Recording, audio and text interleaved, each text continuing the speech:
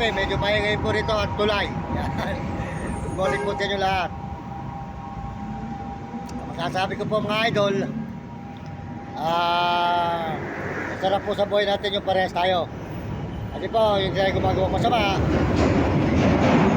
tayo po ay gumagawa ng masama, dahil pinarusahan ng Panginoon, kailangan matakot tayo sa Diyos.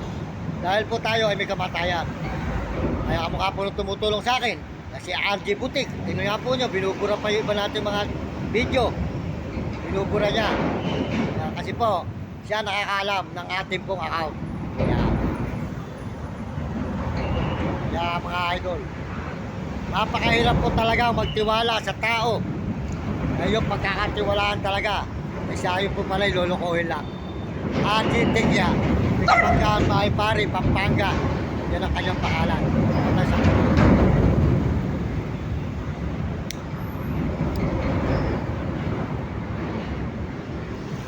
Kaya po tayo mga idol, kahit po tayo mahirap lang, mas masarap po yung lumalaban tayo ng pareha sa buhay.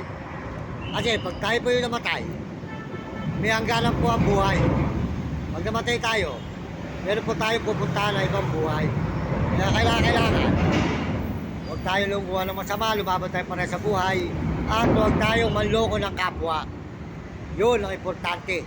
Kaya po kayo maniniwala sa gumagamit po sa ating account, tumulong sa atin. Tayo po ay tinulungan, nagpatulong tayo at di tayo marunong paano po tayo makasahod sa TikTok o Facebook. Pero na-monetize na po ako sa Facebook sa TikTok. Kaya lang po, hindi po tayo sumusweldo. Si RJ Tigya, hindi ka mag-amay pare ng Pampanga, at RJ Butik. Kaya yun po nangyari. Siya po ang gumawa po ng ating account na patulong po tayo sa kanya. Ngayon po, hindi na po natin siya irereklamo. Kasi po tayo, bahala na po sa kanya Panginoon Diyos magparusa. Dahil ang Panginoon, marunong magparusa ang Diyos sa tao nagkakasala. Dahil pag ikaw ay gumawa ng masama, kahit mahal mo sa buhay, parurusahan ka ng Panginoon. Yun ay bibigay sa iyo ng Diyos. Kung alin pa yung pinakamamahal mo, siya pagkukunin ng Panginoon. Ganun ang Panginoon Diyos magparusa sa taong gumagawa ng kasalanan. Mukha natin, naghihirap tayo kung saan tayo naglalakad, kung saan tayo nagsusisuot, kung saan tayo nagpupunta. Mga idol, tayo po ay lolokohin lang sa paggawa po dito sa cellphone kung paano tayo makakasahod sa TikTok o Facebook. Gusto po niya, kanya na lang po pala. Inilalaban ko po sa kanya 30%. Ang ganda po ng binigay ko. Tapos po ilalagay sa account natin ang kanyang number. Sino po susweldo? Siya.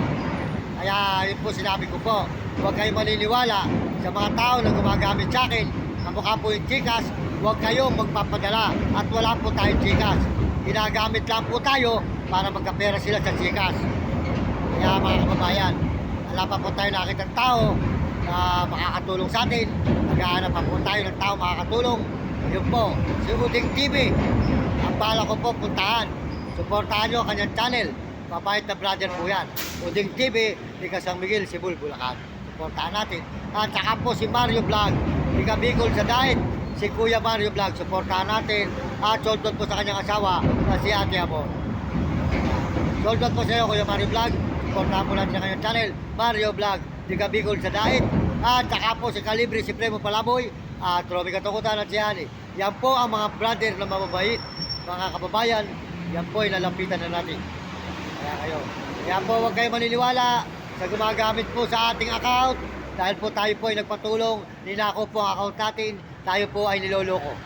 Kaya huwag po kayo maniniwala magpadala sa Gcash. Wala po tayong Gcash, hindi po tayo nakikinabang, kundi po yung gumawa ng Gcash. Huwag na po kayo magpadala sa Gcash. Wala po tayong Gcash, huwag na kayo magpapadala sa Gcash natin ngayon na tayo po ay ginagamit.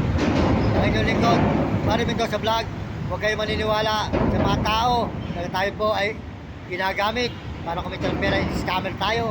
Huwag kayong maniniwala sa kanila. Maraming salamat po sa inyo lahat. Tandaan po nyo, mas masarap po tayo ay huwag bumuloko at tayo para sa buhay at tayo makaanis. Masarap po yun. Wala tayong pagkakasala. Malapit po sa atin ang biyaya.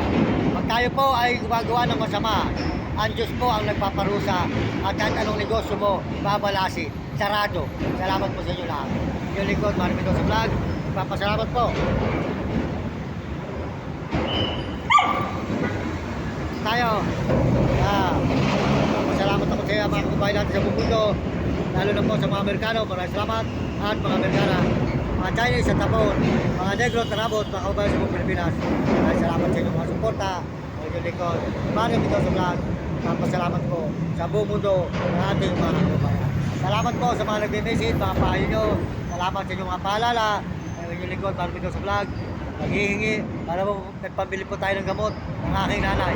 May sakit na po yung nanay ko, kaya po tayo po naghihingi para po tayo ay may pambili ng gamot ng aking nanay. Kaya po tayo hanap buhay kundi ganito lang. Salamat po sa inyo lahat. Tuloy po ating mag-vlog. Solgot po sa mga Amerikano at mga Amerikana, Chinese, mga Hapon, mga Negro Taramo, at mga kababati sa buong Pilipinas.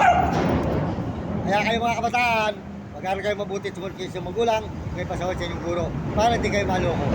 Maraming salamat po. At tayo po ay niloloko na sa paggawa po ng ating account. Kaya po tayo po ay niloloko lang ng mga gumagawa. Huwag po kayo maniniwala sa kanila, huwag po kayo magpapagal sa Gcash, at wala po tayong Gcash. Salamat po sa inyo lahat, mga idol, mga kababayan.